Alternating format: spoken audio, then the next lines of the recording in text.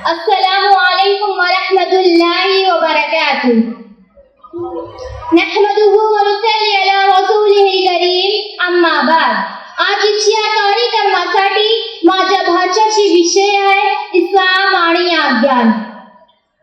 जगात माणसाच्या ज्या वस्तूशी संबंध येतो त्यापैकी कोणत्याही वस्तूशी तो कोणत्याही प्रकारचा व्यवहार पोपट करू शकत नाही जोपर्यंत तो त्या वस्तूच्या वास्तविकता व त्याच्या आपल्यातील परस्पर संबंधातील आपले निश्चित करीत नाही।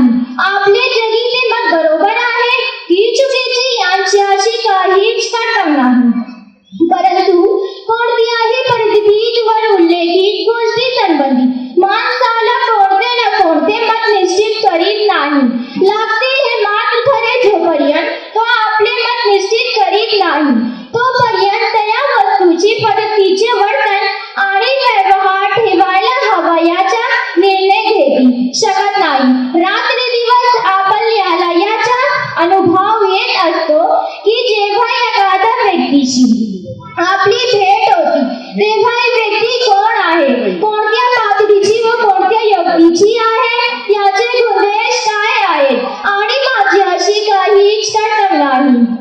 प्रत्यक्षपणे ही माहिती मिळाली नाही तरी चेहऱ्याच्या लक्षणाच्या व आधारावर असे ते मत बनते, म्हणून त्या मताच्या परिणाम त्याच्याकडून असे वर्तन प्रकट होते की ते मूल त्या अंगीना उचलण्यासाठी आपले हात पुढे करते। भ्रम किंवा अनुमानद्वारे त्याचे असे मत बनते।